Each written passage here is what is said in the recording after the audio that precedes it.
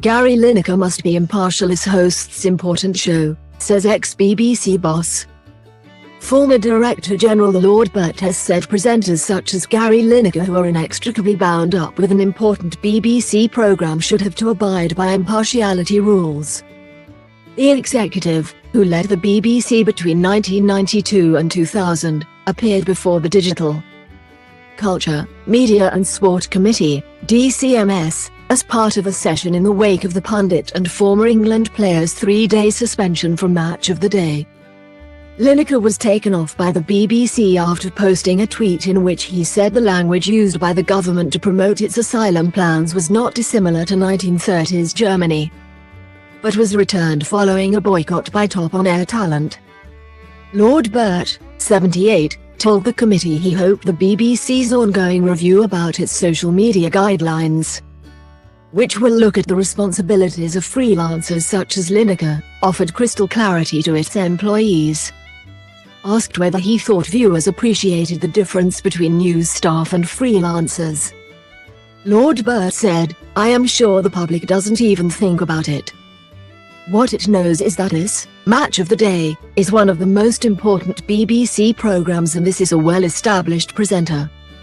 And yes, he was one of England's great centre-forwards, but let's not kid ourselves.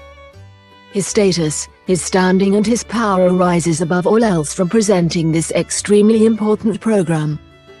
Lord Birt added that he did not think it was legitimate and right that a BBC presenter of such an important programme should opine.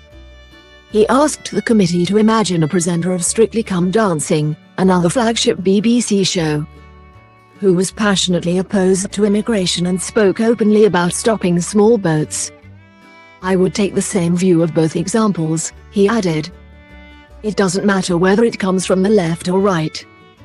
I don't think it is appropriate for a BBC presenter, certainly of news which everybody seems to agree with. But any presenter who is inextricably bound up with an important BBC programme." Acknowledging public opinion over Lineker's tweet was split, Lord Birt added, "I don't ever think the damage in respect to the BBC is terminal because it has got too much credit in the bank. This is an issue that needs resolving, and the speedier it is resolved the better, and I wish it had been resolved more speedily.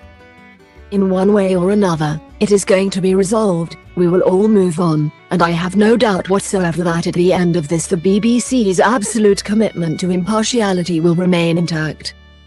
He also addressed BBC Chairman Richard Sharp, who is facing pressure to resign amid an ongoing review after it emerged that he helped former Prime Minister Boris Johnson secure an £800,000 loan facility. Lord Birt said, "I don't think his appointment should stand. He is a person of obvious weight and consequence, but in one vital respect he was an unsuitable candidate, and the appointment process itself was fatally flawed." During the DCMS committee meeting, the former chairman of the BBC Trust, Lord Patton, added that he would find it very difficult to defend the BBC's impartiality rules currently if he was in Mr. Sharp's position.